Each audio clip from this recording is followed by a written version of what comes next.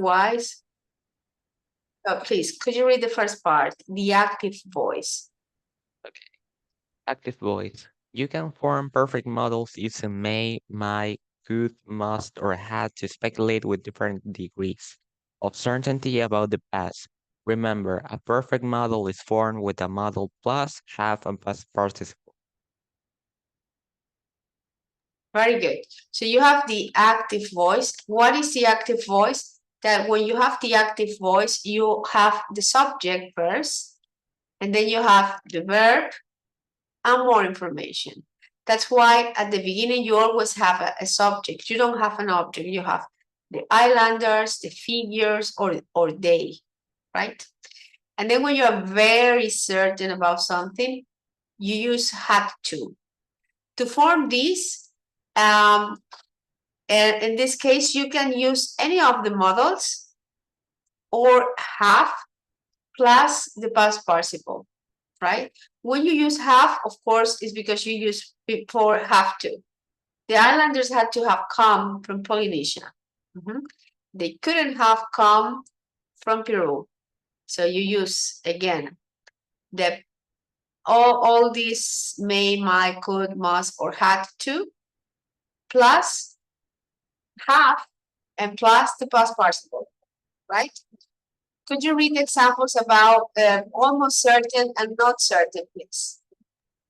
Okay, the figures must have been very important.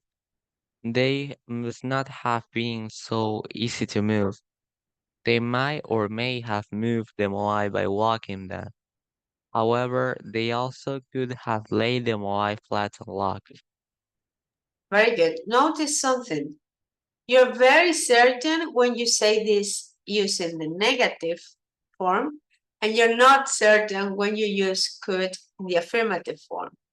When you use it in a negative way, it means that you are very certain about something didn't happen that way, right? You use must, and the difference between very certain and almost certain is tiny. So it's not a big difference. But there is a difference with not certain. When you have, because must and had to is so similar. It's so similar. So there is not a big difference. But may or might, right, could have laid, you won't say can, could have laid more flat on logs, right? So that's the difference. So again, active voice, you always have a subject, no an object, a subject first, and then you have the composition. You can use any modal verb or not any, let's say these modal verbs, or had to plus have and the past participle of the verb. Now let's read about the passive voice. Could you please read this first part, please, Abran? Passive voice. Use the passive voice if the performer of the action is unknown or if you want to focus on the receiver of the action. To form the passive voice with perfect models, use a model plus have been and a past participle. In the negative statements, place not before the auxiliary have. Very good. So when you use the passive voice, this is important. The performance of the action is unknown. Right? So you're talking about the stone figures, the island, the secrets of this. But when you have the active voice, someone does something, right? And these are usually objects. You can get confused because you think, okay, this is also like a subject at certain point. But what's the big difference? You use been, been. You never use been in an active voice. You just use been in a passive voice. And it must make sense because in Spanish language is very similar, right? So stone figures must have been moved using ropes and logs. The secrets of Napa New might not have been lost. The island couldn't have been inhabited. So you always use been. And for this, you can use the perfect models like must when you express certainty, might when you are not very certain, couldn't when you're very certain, right? And then you also use have. When you have a negative expression, you use not before have. And then you use been, always been. So it's have been together and the past participle of the verb, right? So then you know is the passive voice. And there are not big differences between the active voice and the passive voice, especially when these also looks like a subject, right? But you are not talking about people in the first place, like you don't have they, for example, when you use the active voice. We are going to take a look at the reading so you could see how this is used. The whole spotlighted language is in blue, right? So let's listen and then you're going to read. Read about Rapa Nui. Notice the spotlighted grammar. Island of Mystery. Rapa Nui, or Easter Island, is the most remote inhabited island in the world. Its huge stone figures, called moai, are world famous, but their origin, as well as much of the island's history, is shrouded in mystery. Experts believe the stone figures may have been used to establish religious and political authority and power, but no one knows for sure. Islanders moved a total of 540 figures across the island, some as far as 22 kilometers. Several experts believe the moai could have been walked upright, using ropes to rock the... Before we continue, experts believe the stone figures and then may have been used. This is similar to Spanish. Pudieron haber sido usadas. You see? So you have stone figures, which is the subject, and then may have been used. The modal verb, have been together, and the past participle of the verb, right? Several experts believe, and then you have the subject, the moai, and then you have the modal verb could have been together, and past participle of the verb, right? When you say may or could, are you certain or not very certain, Abraham? It's not very certain. Very good. If you use couldn't, you are very certain. But if you say could have been walked, may have been used, right? So let's continue listening. rock the figures back and forth. Others theorize the islanders must have laid the figures down flat and rolled them over logs. They point out that moving each figure could not have been accomplished without the help of 70 or more people and probably took days to achieve. So now we have this. Others theorize that islanders must have laid. What is difference from here? And if you compare with the other sentences, Bran, in the structure, what is difference? So it doesn't use being. And It use uses been. have. When you use been is especially used for the passive voice, right? And it's like Spanish, pudieron haber sido usados. And then you use this must have laid the figures.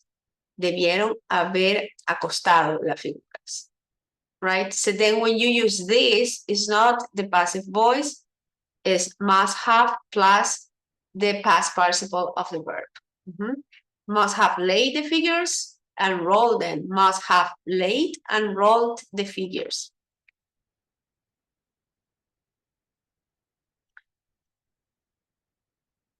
In the early 20th century, sorry. They point out that moving each figure couldn't have been accomplished. Couldn't have been accomplished. This is very certain or not certain. Also, they must have laid and rolled them.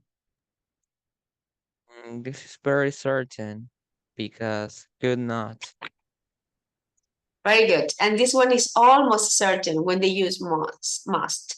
To have clear the idea when you use been and when you don't use been, you use been when the first part is an object. When you have an object, you can use it in this form. Cada figura pudo haber sido realizada, right? In this other case, you have the islanders. So you won't say the islanders must have been late. No, debieron haber sido acostados. No, because you're not talking about the islanders. You are taking the islanders as the performers of the action, you see? That's why you won't say must have been late. If you say must have been late, you have to talk about the figures, right? So when you have the active voice, the subject is the performer of the action. Islanders must have late, it means they did it, or they must have done it, right? So, but when the subject is the object, then you could say stone figures must have been late. Pudieron haber sido acostadas by someone. You see? That's the tiny difference between this. So when you use been, when the subject is an object, and when you don't use the passive voice, when the subject is the performer of the action, right? So let's continue and read a little bit more. Explorer Thor Heyerdahl noticed cultural similarities between the people on Rapa Nui and the Incas in Peru. He argued that the island might have been inhabited by people who came in boats from South America. So the island is not the performer of the action. People is the performer of the people are the performers of the action, you see? So that's why you say the island might have been inhabited, right? Because it's an object. Therefore, it makes sense. Even if you translate to Spanish language, makes perfectly sense.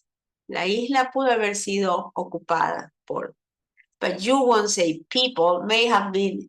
No, because people are the performers of the action. To prove it was possible, he successfully sailed a raft called the Kon-Tiki on that route. However, experts citing more recent DNA evidence confirmed that the original inhabitants had to have sailed from Polynesia. Again, had to have sailed. When you use this composition, this is not the passive voice because the subject is the performer of the action, right? You cannot say inhabitants may have been sailed. No, you sailed a ship, right? But you don't sail people. Right?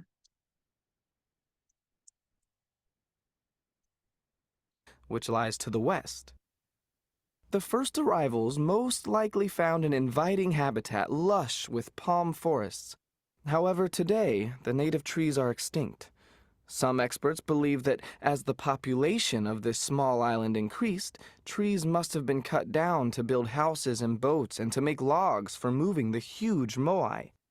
So, These are some of the sorry. theories. Trees must have been cut. Why you say? Because trees are objects. They are not performing any action. You see? You cannot say people must have been cut. You say trees because they are not performing any action. They are objects. So yeah, we have some time. But before going there, which theory of how the Moai were moved seems most believable to you? Abraham.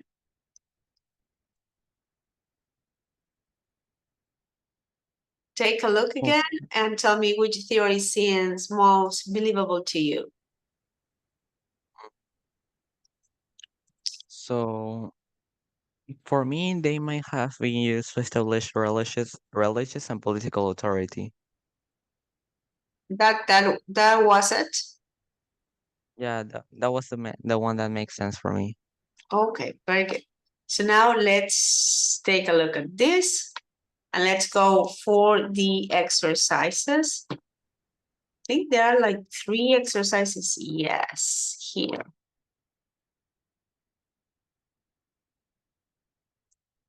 So you have to write if the statement is in the active voice or is in the passive voice, right? So remember, active voice, the person, someone is performing an action. Passive voice is talking about like a process of something, right? So So, one. Can you um, take the remote control, Abran, and fill it? oh, let me see.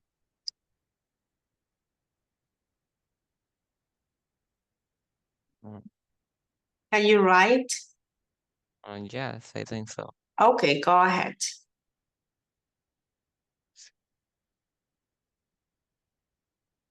Dinner at your aunt's house. Dinner at your aunt's house have to be good. Their ships could have been destroyed in a huge storm. They may not have been the first Europeans to come to visit North America. We must not have been invited to the party. She must have missed the early the train. Their southern the dinner must have been cancelled. Okay, so I think let's it's good. let me take the remote control back again. And yeah, okay, no changes. No. Okay, let's take a look. Someone must have forgotten to lock the door. Your sweater, very good. Passive voice, passive voice. Dinner, dinner at your aunt's house had to have been good. When you say had to have, even though you have been good, um, yeah, that's considered more the active voice. Even though Brand, it's very good, right? It's very good because most of the time when you have been, you're talking about the passive voice. But take a look in this place. Analyze this. When you have been plus, what is next to have been? Found. What is this? Past perfect. Past participle of the verb. So you Past perfect. have been, you have may or any modal verb, have been, plus past participle of the verb. Here you have had to, have been, but what is good? Present. No, what kind of word? Is a verb, is an adjective, is a noun? What kind of word is this? An adjective. It's an adjective. So you form this passive voice with the past participle of the verb, no with an adjective. You see? Right. So passive voice, very good. They may not have been the first Europeans. Very good. We must not have been invited. The same, you see. Have been, but here you have past participle of the verb. You see? And in this one is active because you have been, but then you have a noun. So you have the passive voice when you have the past participle of the verb next to have been. Right? I see. Yeah, these structures are more complex. So let's do this one. 1 is not certain, 2 it's almost certain, and 3 is very certain. Okay. Someone must have forgotten to lock the door. 2, almost certain. Number 2. Your sweater might have been found after we left the restaurant. 3. Very Oh, no, certain, sorry. Oh, no, sorry. Not certain. 1. not certain. Very good. 3. The flight must have been canceled. Almost certain too. Mhm. Number 4. Dinner at your aunt's house had to have been good. Uh, very certain. Very certain is 3. Mhm. Number 5. Uh, their ships could have been destroyed in a huge storm. Not certain. 1. 1. Mhm. Number 6. They may not have been the first Europeans to visit North America. Uh, may. So not certain. Number 1. Very good. And we're about to finish. Number 7. We must not have been invited to the party. 2, almost certain. She must have missed the early train. So almost certain. I hope I was correct. Very good. So remember, no miss it, missed. She must have missed. Very good. And with this, we finish. Let me